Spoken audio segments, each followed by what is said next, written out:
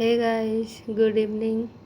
Welcome to my YouTube channel Study DLED Classes.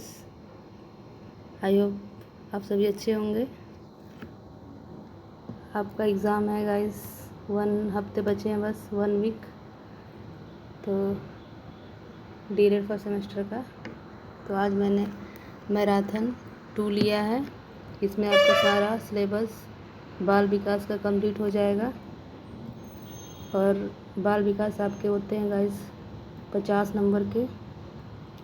तो आपको यहाँ से 40 से 45 नंबर पक्के मिलेंगे, क्योंकि मैंने सारे प्रीवियस क्वेश्चन लिया है।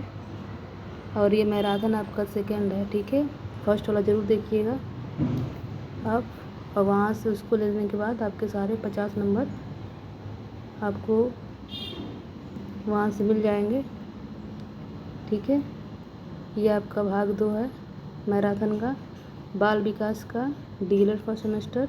ये आपका पूरा सिलेबस कवर है इसमें, और सारे आपके प्रीवियस ईयर क्वेश्चन लिए गए हैं। तो सारे क्वेश्चन इंपॉर्टेंट है। आइए मैं आपको स्क्रॉल करके थोड़ा दिखा देती हूँ क्या क्या है आपके अंदर। ये आपका सीखना है, सीखना क्या होता है। और ये देखते जाइए आपके कितने सारे क्वेश्चन हैं, सब प्रीवियस ईयर में आए हुए हैं। अनुकरण द्वारा सीखना क्या होता है, सीखने के नियम कौन से हैं, पावलोव का नियम क्या है, जीन पियाजे का नियम क्या है, ठीक है, कोहलर का नियम क्या है। और आपके नेक्स्ट है जीन पियाजे हैं, इनके बारे में जानेंगे। और आपके सीखने का पाठार क्या होता है, इसके बारे में जानेंगे। अभिप्रेरणा क्या है, मोटिवेशन, उसके प्रकार क्या होते हैं। ध्यान क्या है, अटेंशन। स्मृति क्या होती है, मेमोरी। स्मृति के कौन कौन चरण होते हैं। फिर आपको केंद्रीय प्रवृत्ति के माप के बारे में पढ़ेंगे। मध्यमान, माध्यिका, बहुलक, इससे क्वेश्चन आते हैं। सारे टॉपिक से क्वेश्चन आए हुए हैं, बल्कि सारे क्वेश्चन जो भी आए हुए हैं वही सारे हैं क्वेश्चन एग्जाम वाले। तो आइए स्टार्ट करते हैं। आज का महामैराथन है, सारा सिलेबस इस वीडियो में कंप्लीट हो जाएगा। तो पहला क्वेश्चन क्या कह रहा है, आइए स्टार्ट करते हैं। कह रहा है अधिगम का अर्थ बताइए। अधिगम का अर्थ बताना है आपको गाइस, ठीक है। अधिगम बेसिकली होता क्या है, आइए जानते हैं। तो अधिगम शब्द अंग्रेजी के लर्निंग शब्द का हिंदी रूपांतरण है, जिसका अर्थ होता है सीखना। तो मतलब अधिगम का अर्थ क्या होता है, सीखना। 1 नंबर में भी पूछा है क्वेश्चन में, ऑप्शनल वाले में, कि अधिगम का अर्थ क्या होता है, तो सीखना। ऐसा डेफिनेशन इसका देखा जाए तो स्वाभाविक व्यवहार में परिवर्तन लाना ही अधिगम है, ठीक है। जो हमारा व्यवहार है उसमें परिवर्तन लाना अधिगम है। और इसका परिभाषा देख लीजिए किसी राइटर के अकॉर्डिंग।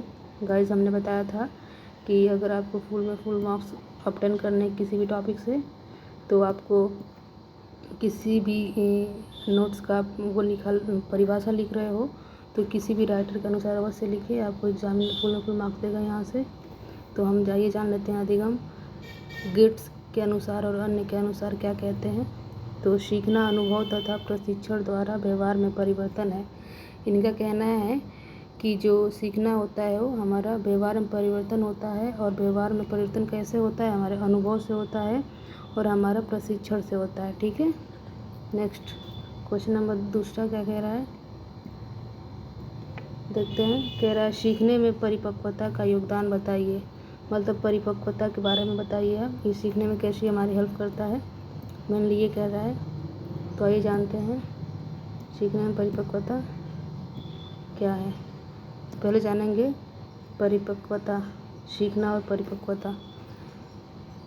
कह रहा है सीखना और परिपक्वता आपस में संबंधित हैं, ये दोनों मिलकर बालक के विकास में सहायक होते हैं। मतलब सीखने को और परिपक्वता को हम अलग नहीं कर सकते, ये एक दूसरे पे डिपेंड होते हैं और ये दोनों मिलके बालक के विकास में मदद करते हैं,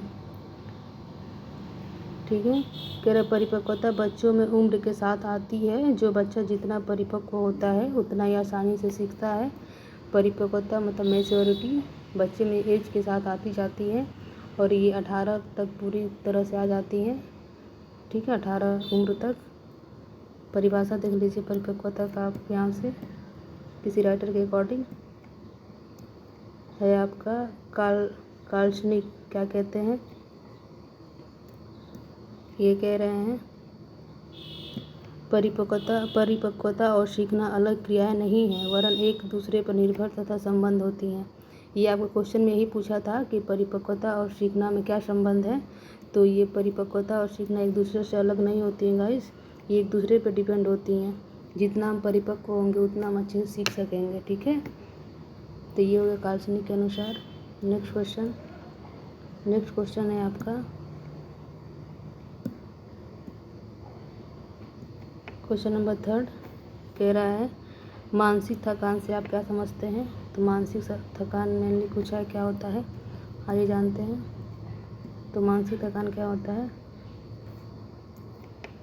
मानसिक थकान कह रहा है अधिक देर तक मानसिक कार्य करने के कारण मस्तिष्क थक जाता है तथा व्यक्ति ध्यान केंद्रित नहीं कर पाता है तथा अबोध चिंतन की गति मंद हो जाती है। मतलब कह रहा है कि जब भी मानसिक थकान होता है तो हमारा जो केंद्रित करने की शक्ति होती है कम हो जाती है, किसी भी मतलब मेनली हम फोकस नहीं कर पाते हैं। ठीक है, और चिंतन की गति मंद पड़ जाती है और अवबोध समझ में कम आता है।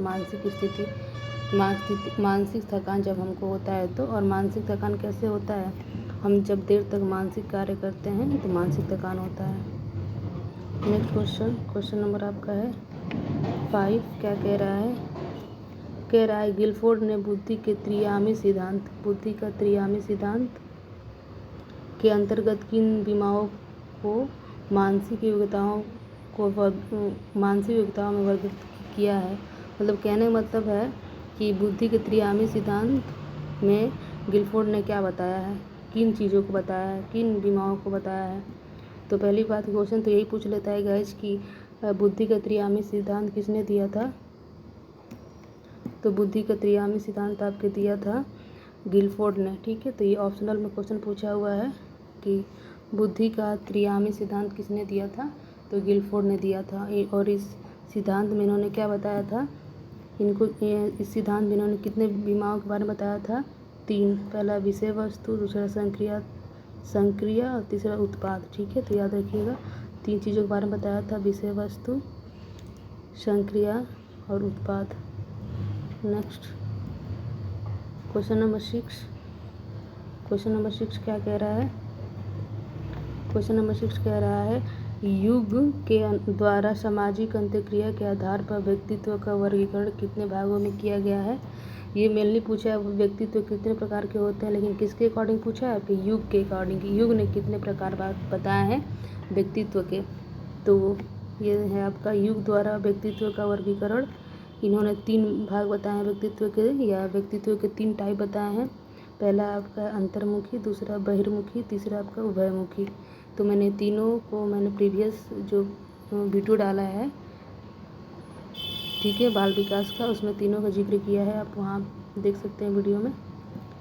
ये क्वेश्चन है आपका क्वेश्चन नंबर 7 कह रहा है वह मानसिक क्रिया जिसमें संगठित और व्यवस्थित रूप से चिंतन किया जाता है उसे हम क्या कहते हैं। तो उसे हम तर्क कहते हैं। तर्क हम कैसे करते हैं, मानसिक क्रिया है। पहली बात कि एक तर्क क्या है, मानसिक क्रिया है। इसमें हम संगठित और व्यवस्थित तरीके से हम तर्क करते हैं, ठीक है, रूप से चिंतन करते हैं, इसी को हम तर्क कहते हैं। नेक्स्ट क्वेश्चन नंबर 8 आपका कह रहा है अधिगम को प्रभावित करने वाले कारक कौन कौन से हैं। कहने का मतलब ये कि अधिगम जब भी हम सीखते हैं तो वो कौन से कारक हैं जो उस पर प्रभाव डालते हैं। ठीक है, तो यहाँ से अधिगम को प्रभावित करने वाले कारक निम्न है। पहला है आपका पूर्व ज्ञान मतलब कि जो चीज़ें हम पहले से जानते हैं तो वो भी अधिगम को प्रभावित करता है। ठीक है, अगर हम चीज़ें पहले जानते हैं और उससे रिलेटेड कोई चीज़ें बताई जाती है तो हम इजली सीख जाते हैं। दूसरा आपका है विषय वस्तु मतलब कंटेंट, आपका कंटेंट कैसा है। अगर विषय वस्तु रुचिकर है तो हमको पढ़ने में इंटरेस्ट आएगा, अधिगम अच्छे से होगा। जो तीसरा है आपका शारीरिक स्वास्थ्य, अगर हम बीमार नहीं हैं, शारीरिक स्वास्थ्य हमारा अच्छा है तो पढ़ने में हमारा मन लगेगा। चौथा है परिपक्वता, मैच्योरिटी, ये तो बहुत बड़ा फैक्टर है अधिगम में। जितना अच्छे से हम मैच्योर होंगे, जितनी अच्छी हम मैच्योरिटी आएगी, उतना हम अच्छे से अधिगम कर पाएंगे। और आपका नेक्स्ट है मानसिक स्वास्थ्य, मतलब मेंटल, ठीक है, हमारा मानसिक स्वास्थ्य भी सही होना चाहिए। इससे हमारे अधिगम में भी इससे भी हमारा अधिगम अच्छा होता है। ये सब हमारे फैक्टर होते हैं अधिगम को प्रभावित करने वाले। और नेक्स्ट है अधिगम की इच्छा, अगर हमको अधिगम सीखने की इच्छा है तो हम बहुत ईज़िली सीखते हैं। अगर इच्छा नहीं रहेगी तो हम अच्छे से नहीं सीख पाएंगे। तो ये भी हमारे फैक्टर होते हैं अधिगम के।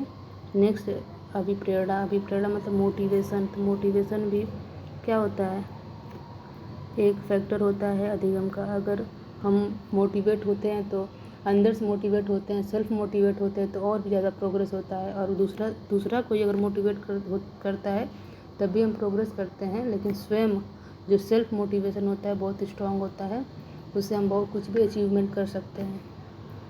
नेक्स्ट क्वेश्चन नंबर है आपका 9। क्या कह रहा है, अधिगम की प्रभावशाली विधियाँ कौन सी है, मतलब अधिगम की विधियाँ बतानी है, वो कौन कौन सी है। तो आइए देखते हैं अधिगम की कौन कौन सी विधियाँ हैं।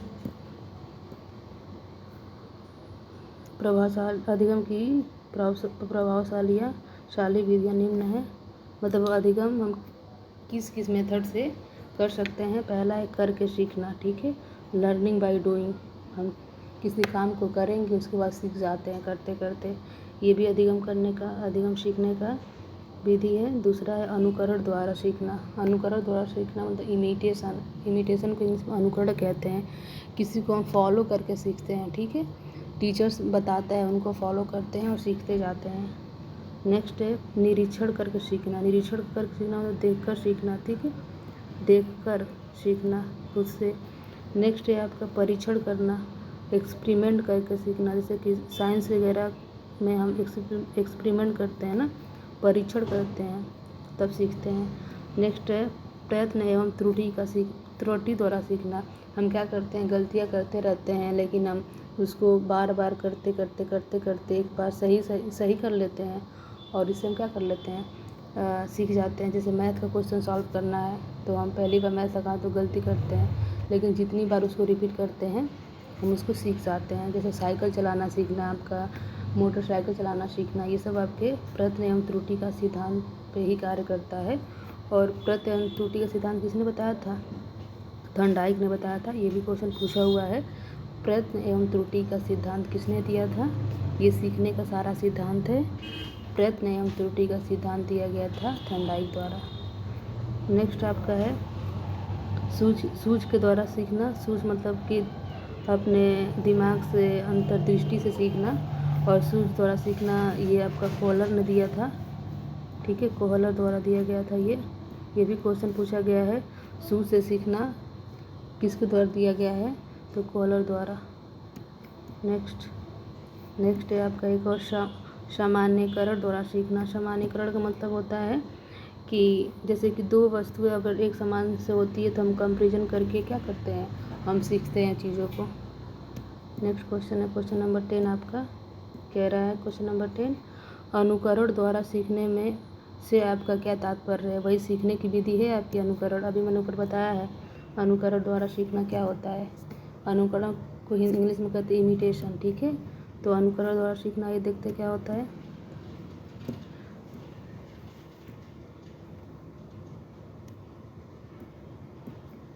कह रहा है अनुकरण द्वारा सीखना आपका,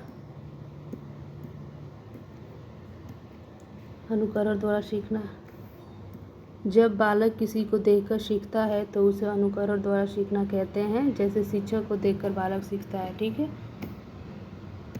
नेक्स्ट है क्वेश्चन नंबर 12 क्या कह रहा है, 12 क्वेश्चन नंबर, अन्य बातों के समान होने पर कोई बालक कई बार अभ्यास करते करते कोई चीज़ सीख लेता है।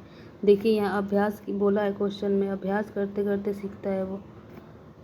तो सीखने की यह विधि थॉर्नडाइक के किस विधि के अंतर्गत आती है, तो देखिए अभ्यास करना जो होता है थंडाइक के, ये अभ्यास एवं त्रुटि के सिद्धांत के अंतर्गत आती है। ठीक है, तो उसमें हम क्या करते हैं, बार बार चीज़ों को हम क्या करते हैं, अभ्यास करते हैं, बार बार चीज़ों का हम अभ्यास करते हैं और इसको हम सीख जाते हैं। तो अभ्यास किस में करते हैं, बार बार अभ्यास, तो हम करते हैं अभ्यास एवं त्रुटि का सिद्धांत में। और इस किसने दिया था, थंडाइक ने दिया था, ये क्वेश्चन पूछा हुआ है।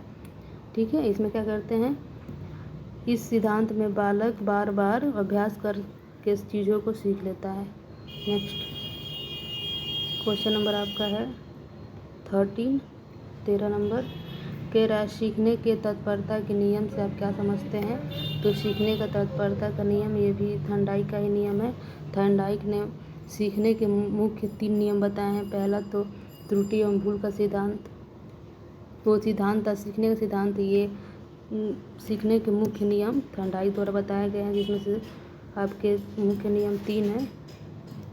ठीक है, तो इसमें से एक है आपका तत्परता का नियम, आपका क्या है, एक है तत्परता का नियम, जिसको थंडाइक के मुख्य नियम में से एक है। और थंडाइक ने सीखने के 3 मुख्य नियम बताए हैं। ठीक है, तो इसमें से एक है तत्परता का नियम, जिसको क्या कहते हैं, आइए देखते हैं।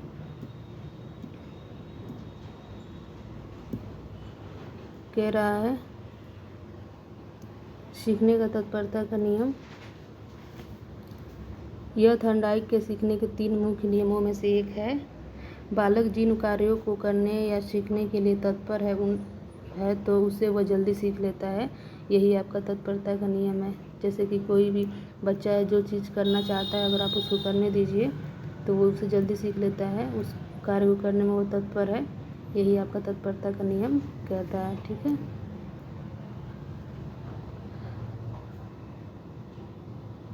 थंडाइक ने मुख्य 3 नियम बताए हैं, अभ्यास का नियम, प्रभाव का नियम और तत्परता का नियम, जिसमें तत्परता का नियम हो चुका। नेक्स्ट क्वेश्चन है आपका क्वेश्चन नंबर 14, कह रहा है सीखने से संबंधित प्रभाव का नियम किसने दिया है, थंडाइक ने। ठीक है, अभी हम पढ़े हैं प्रभाव का नियम, तो ये थंडाइक ने दिया है सीखने के प्रभाव का नियम। ये तीनों थंडाइक के हम नियम बताए हैं इसके पहले वाले वीडियो में, तो सुझा कर देख लीजिए, वहाँ से कुछ बहुत सारे क्वेश्चन आपको मिल जाएंगे एग्ज़ाम में, क्योंकि ये मैराथन दूसरा है। ठीक है गाइस, नेक्स्ट है आपका क्वेश्चन नंबर 15, कह रहा है पावलोव का सीखने का सिद्धांत कौन सा है, परिचय दीजिए। मतलब पावलोव ने सीखने का कौन सिद्धांत दिया था, उनके सिद्धांत का नाम क्या है, ये बताना है। तो उनके सिद्धांत का नाम है, पहली बात यह है कि अनुबंधन अनुक्रिया सिद्धांत है इनके सीखने का सिद्धांत। पावलोव के सीखने का सिद्धांत अनुबंधन अनुक्रिया सिद्धांत है। अनुबंधन अनुक्रिया सिद्धांत क्या कहता है, ये कहता है उद्दीपन और अनुक्रिया का संबंध होना ही सीखना है। उद्दीपन स्टिमुलस होता है, किसी काम को कराने के लिए हमको प्रेरित करता है, वही उद्दीपन होता है। तो जब अनुक्रिया मतलब जो भी हम क्रिया करते हैं, रिस्पॉन्स देते हैं, अगर उन दोनों में संबंध स्थापित हो जाता है, वही आपका क्या होता है, सीखना वहाँ कहलाता है। ये पावलोव के अकॉर्डिंग है। पावलोव के सिद्धांत को हम कहते हैं अनुबंधन अनुक्रिया सिद्धांत। और पावलोव का प्रयोग देख लेते हैं।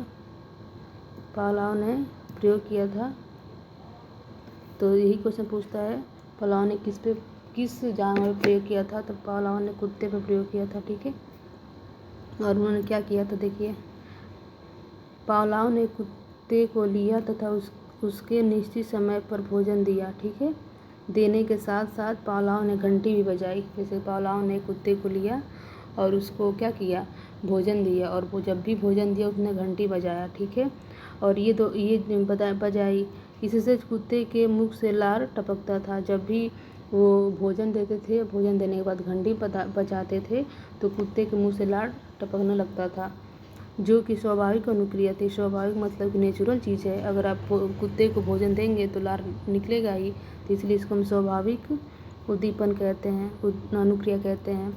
कुछ समय बाद पावलोव ने भोजन न देकर केवल घंटी ही बजाई। मतलब ये क्रिया जो है पावलोव ने कई बार दोहराया। पहले कुत्ते को भोजन दिया, फिर घंटी बजाई, फिर उसका कुत्ते का लार आया। तो ये क्रिया बार बार किया, कई बार भोजन दिया, घंटी बजाई फिर उसका लार टपका। लेकिन कुछ टाइम बाद ये ऐसा हुआ कि कुत्ते को उन्होंने बस घंटी ही बजाई और कुत्ते ने क्या, कुत्ते के मुंह से लार टपक गया। अभी उनका भोजन उन्होंने नहीं दिया था, उसके पहले ही उसका लार टपक गया।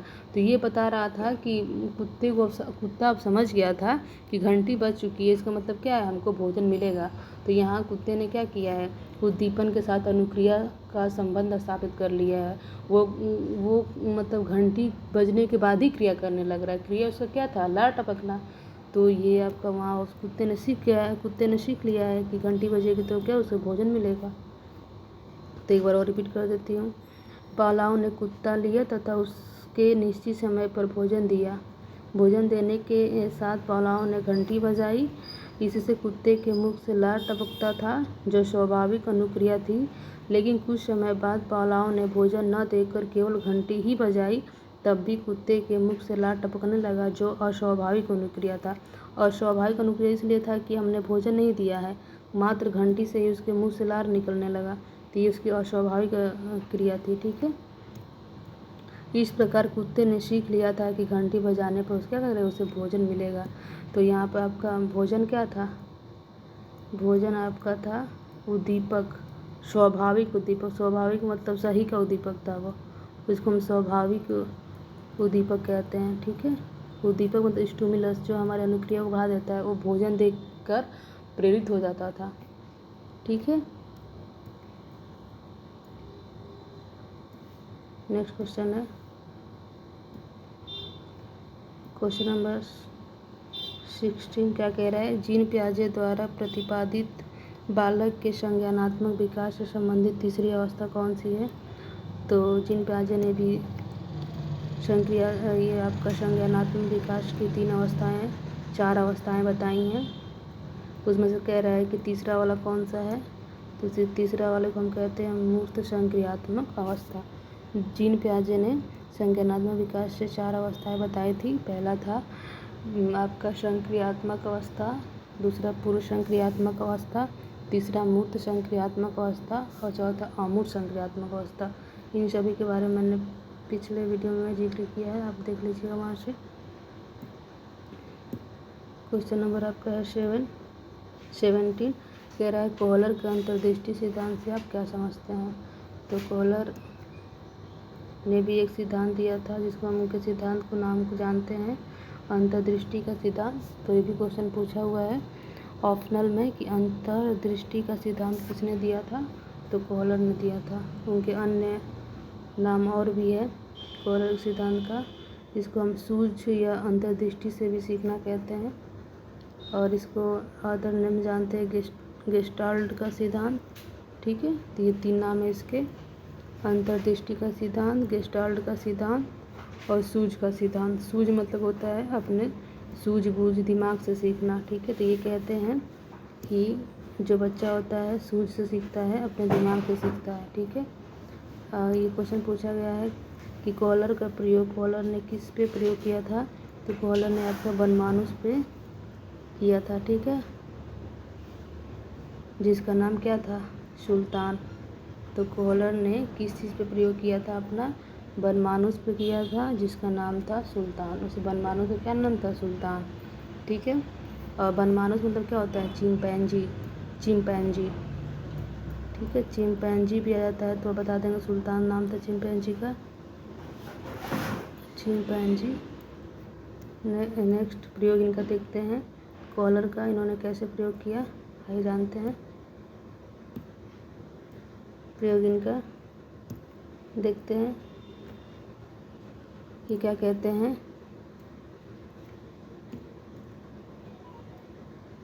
ये कह रहे हैं कोहलर ने 6 वनमानुषों को एक कमरे में बंद कर दिया। कमरे के छत से केला लटका दिया। केला अधिक ऊंचाई पर था। कमरे में एक बक्सा भी था। वनमानुषों ने उछलकर केला लेना चाहा, परंतु वे असफल हो गए। उनमें से एक वनमानुष का नाम सुल्तान था। वह इधर उधर घूम रहा था, फिर बक्से के पास जाकर खड़ा हो गया, फिर बक्से को खिसकाया और केला के नीचे ले गया और उस प्रकार चढ़कर केला तोड़ लिया। ये जो सुल्तान था, यह अपना सूझ से केला को पा लिया। तो मेनली ये कह रहा है कि स्कॉलर ने क्या किया, 6 बनमानुष या 6 चिंपैंजी को एक रूम में बंद कर दिया और उस रूम में ना छत पे उसके मतलब जो फ्लोर था उसके ऊपर न केला टांग दिया, ठीक है, और उसमें एक बक्सा भी रख दिया। तो अब बनमानुष केला को लेना चाहते थे, तो बहुत सारे बनमानुष उछल उछल के केला को लेने का प्रयास किए, लेकिन केला इतना ऊंचाई पे था कि उछलने के बाद भी उनको नहीं मिला। उसी में से एक और बनमानुष था जिसका नाम वही चिंपैंजी था जिसका नाम सुल्तान था। उसने अपने सूझ से या दिमाग से क्या किया, बक्से को केले के नीचे ले गया और फिर बक्से के ऊपर चढ़ गया, उसके बाद केला को तोड़ लिया। तो यही स्कॉलर दिखाना चाहते थे कि बच्चे सूझ से भी सीखते हैं। सूझ मतलब क्या, अंतर्दृष्टि, अपने मन से अपने दिमाग से भी सीखते हैं। तो ये था इनका अंतर्दृष्टि का सिद्धांत या सूझ का सिद्धांत स्कॉलर का, जिन्होंने चिंपैंजी पे या बनमानुष पे प्रयोग किया था।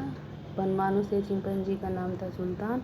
यहाँ से 5 के 6 क्वेश्चन घुमा के पूछता है, उनके सिद्धांत का नाम पूछेगा, किस पे प्रयोग किया था वो पूछेगा, ठीक है, और सुल्तान का नाम क्या था, मतलब चिंपैंजी का नाम क्या था, सुल्तान। 6-7 क्वेश्चन पूछता है यहाँ से ऑप्शनल में। अब नेक्स्ट क्वेश्चन है आपका क्वेश्चन नंबर 18। क्या कह रहा है, जीन पियाजे द्वारा प्रतिपादित विकास की अवस्था के अंतर्गत पूर्व संक्रियात्मक अवस्था को से आप क्या समझते हैं। जैसे जीन पियाजे ने 4 अवस्थाएं बताई थी, ठीक है, तो उसमें पहला ही अवस्था है, दूसरा अवस्था है आपका पूर्व संक्रियात्मक अवस्था, ठीक है, पहला है ज्ञानेंद्रिय अवस्था, तो दूसरा आपका पूर्व संक्रियात्मक, तीसरा है मूर्त संक्रियात्मक अवस्था और चौथा है अमूर्त संक्रियात्मक अवस्था। तो ये दूसरी अवस्था के बारे में पूछ रहा है कि इससे आप क्या समझते हैं। तो आइए देखते हैं। आपका पूर्व संक्रियात्मक अवस्था क्या है, तो इसका एज आपका होता है 2 से 7 साल तक। इसमें बच्चा क्या होता है, बाल्यावस्था में होता है, और बच्चा क्या करता है, ये तार्किक चिंतन की प्रारंभ होने की पहले की अवस्था है। जब बच्चा तार्किक चिंतन करने लगता है उसके पहले की अवस्था है ये। और बच्चे में अनुक्रमणीयता का गुण आ जाता है, मतलब अनुक्रमणीयता मतलब कि 2 + 3 = 5 होता है, 5 - 2 = 3 होता है, इसे बच्चा कर लेता है। और अंतःप्रज्ञा चिंतन आ जाता है। अंतःप्रज्ञा चिंतन मतलब अपने मन में चीज़ों को इमेजिनेशन करने लगता है। और दूसरा आपका है अपने परिवेश के विभिन्न वस्तुओं को पहचानने और उनमें भेद करना प्रारंभ कर देता है। इस अवस्था में अपने परिवेश की विभिन्न वस्तुओं को पहचानने और उनमें भेद करना प्रारंभ कर देता है। और ये लास्ट है, सजीव तथा निर्जीव के बीच भेद कर लेता है। पहले बच्चा जब शैशवावस्था में होता था, जब वो ज्ञानेंद्रिय अवस्था जो पहली अवस्था है जिन पियाजे ने बताया था, उसमें बच्चे शैशवावस्था में थे, और जैसे इसमें आते हैं बाल्यावस्था में आ जाते हैं तो बच्चे अब सजीव और निर्जीव में अंतर कर लेते हैं। जब बच्चा शैशवावस्था में रहता है तो सजीव और निर्जीव में अंतर नहीं कर पाता है।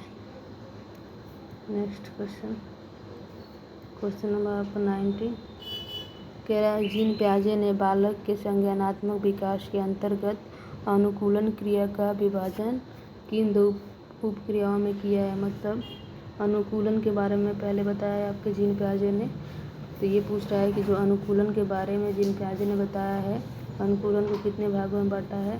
तो अनुकूलन के आपको 2 भाग बताए हैं, आत्मसातकरण और दूसरा होता है व्यवस्थापन। नेक्स्ट क्वेश्चन नंबर आपका है 20। कह रहा है, जीन पियाजे ने बालक के संज्ञानात्मक विकास के अंतर्गत अंतिम अवस्था किसे माना है। अंतिम मतलब जो लास्ट वाला होता है। तो फिर से हमें बताते हैं आज पहली अवस्था आपका है ज्ञानेंद्रिय अवस्था। दूसरा है आपका पूर्व संक्रियात्मक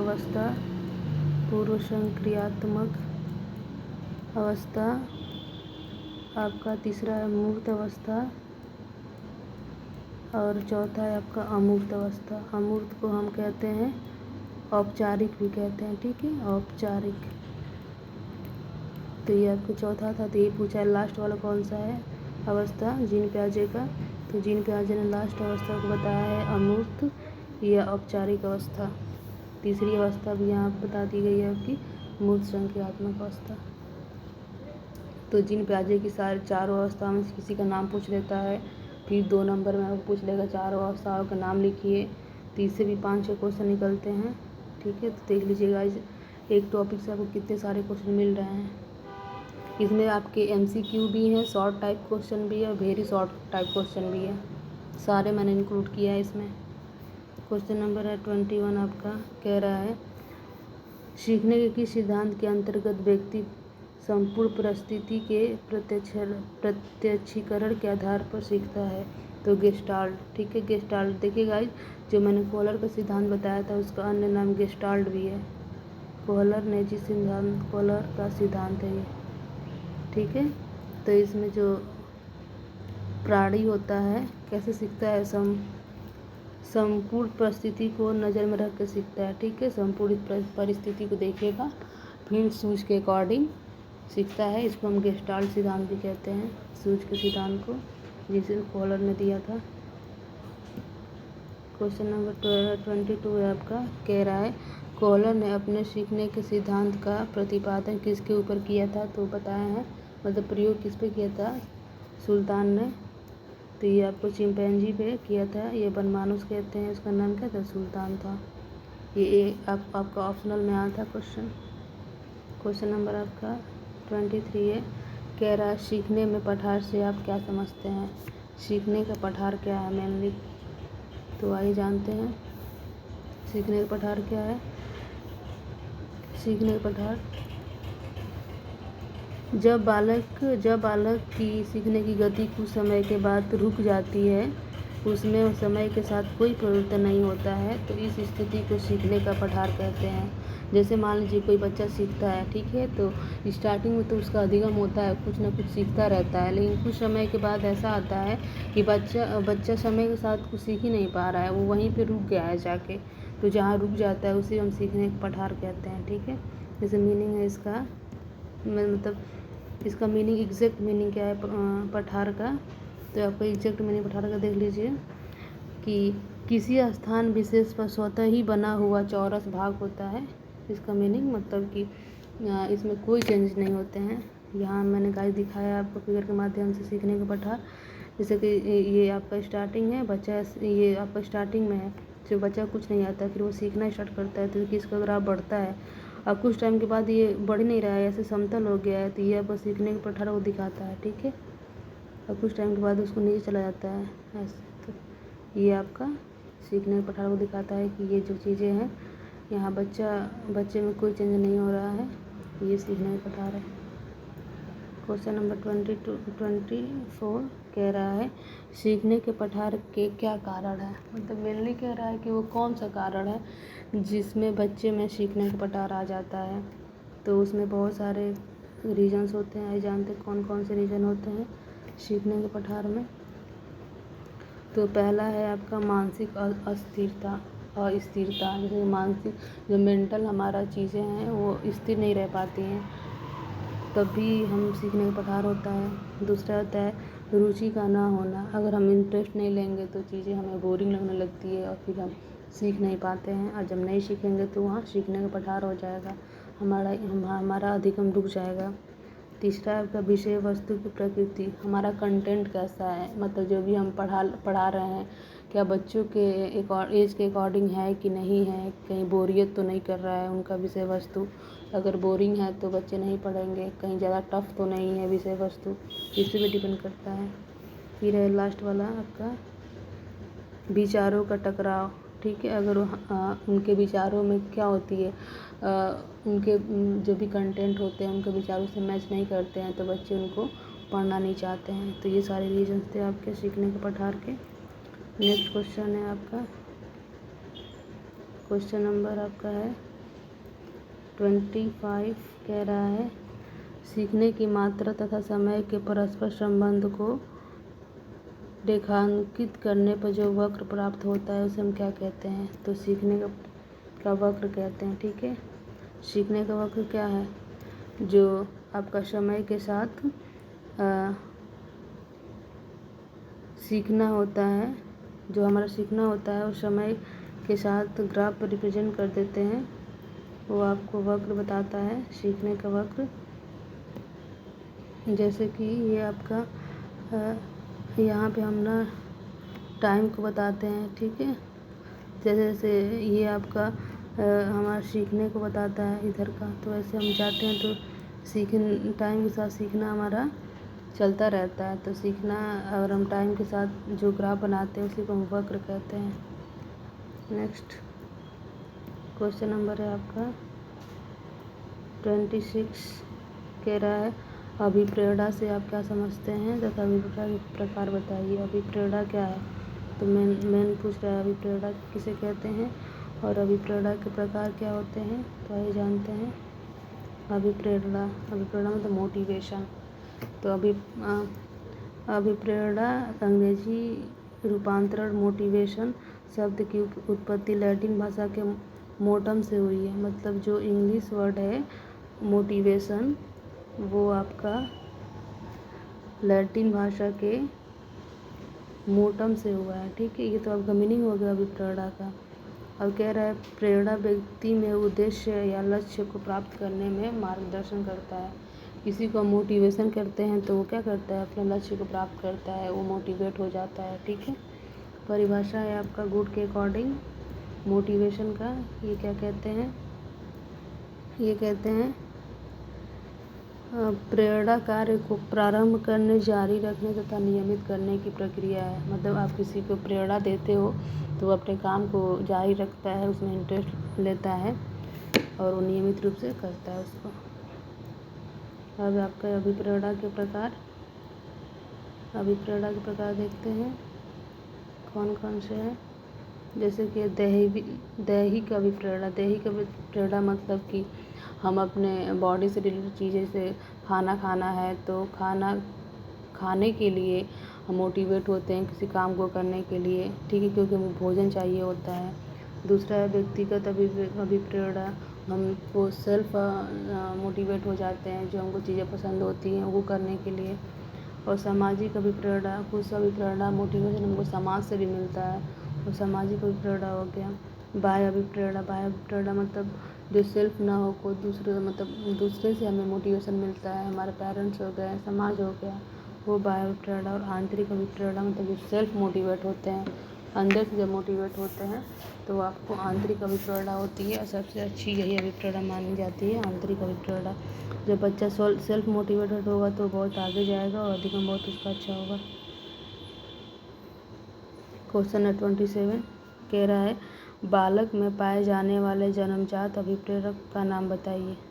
वो अभिप्रेरक जो बच्चे में जन्मजात से पाए जाते हैं, तो आपका क्रोध हो गया, भय हो गया, स्नेह हो गया, ये अभिप्रेरक मतलब माने जाते हैं, ठीक है।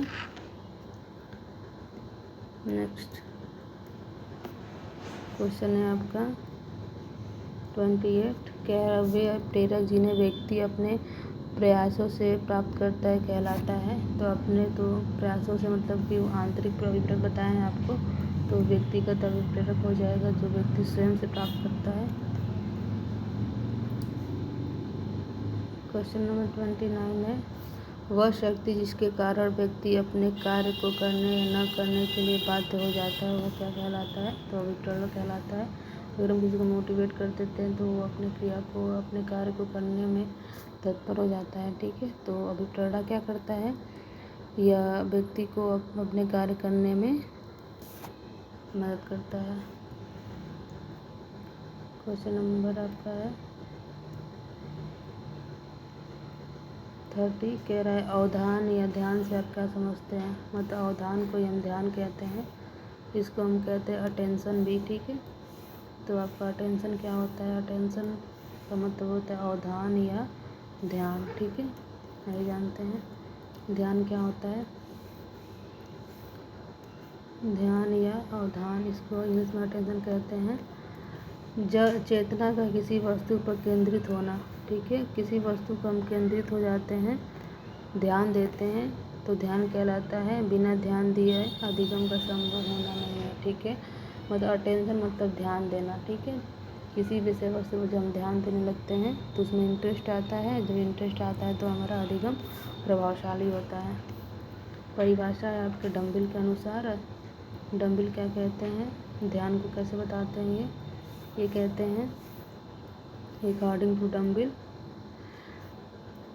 किसी दूसरी वस्तु की अपेक्षा एक वस्तु पर चेतना का केंद्रीकरण अवधान कहता है। मतलब कि आपको ध्यान देना है तो किसी एक वस्तु पे केंद्रित करना पड़ेगा खुद को, तभी आप उस पर ध्यान दे पाएंगे अच्छे से। ठीक है, नेक्स्ट क्वेश्चन है आपका क्वेश्चन नंबर 31। क्वेश्चन नंबर 31 आपका क्या कह रहा है, ध्यान एवं रुचि में क्या संबंध है। जो ध्यान होता है और रुचि होता है उसका संबंध बताइए। तो आइए देखते हैं क्या होता है ध्यान एवं रुचि में संबंध। पहला है ध्यान रुचि पर आधारित होती है। मतलब ध्यान और रुचि एक दूसरे पर आधारित होते हैं। आप इसको अलग नहीं कर सकते। ध्यान अगर रुचि आप में है तो ऑटोमेटिक ध्यान आ जाएगा। ठीक है, रुचि ध्यान पर केंद्रित होता है। जो रुचि होती है ध्यान पर होती है केंद्रित। हमारे अंदर रुचि है तो ऑटोमेटिक आप ध्यान देंगे किसी भी चीज़ पे।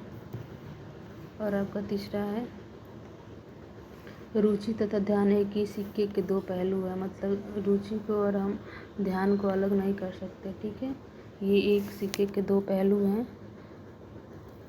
आगे क्या कह रहा है, ध्यान केंद्रण करने के लिए रुचि आवश्यक है। व्यक्ति उन वस्तुओं पर ध्यान केंद्रित कर पाता है जिसमें उसकी रुचि होती है। ठीक है, जिसमें हमको इंटरेस्ट होगा ऑटोमेटिक उसमें हम ध्यान देने लगेंगे। भाटिया ने बताया है, इनका कोटेशन देख लेते हैं क्या कहते हैं। ये कहते हैं ध्यान और रुचि ज्ञानात्मक, क्रियात्मक तथा भावात्मक होता है। ठीक है, नेक्स्ट क्वेश्चन नंबर आपका है 22। क्या कह रहा है, वे प्रेरक जिन्हें व्यक्ति अपने प्रयासों से प्राप्त करता है क्या कहलाता है। तो रुचि या अभिरुचि कहलाता है। जो रुचि होती है, जो इंटरेस्ट आता है वो अपने आप आता है। ठीक है, तो व्यक्ति ये खुद से प्राप्त करता है। तो इसे हमको रुचि या अभिरुचि, रुचि लिखे या अभिरुचि लिखे या अभिवृत्ति लिखे, एक ही बात होता है। ठीक है, आपका अभिवृत्ति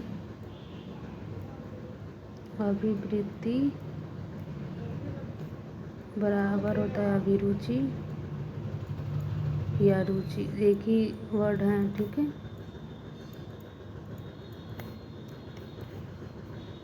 क्वेश्चन नंबर आपका है 23। कह रहा है स्मृति की व्याख्या करिए। अच्छी स्मृति के लक्षण बताइए। मतलब स्मृति क्या है, मेमोरी।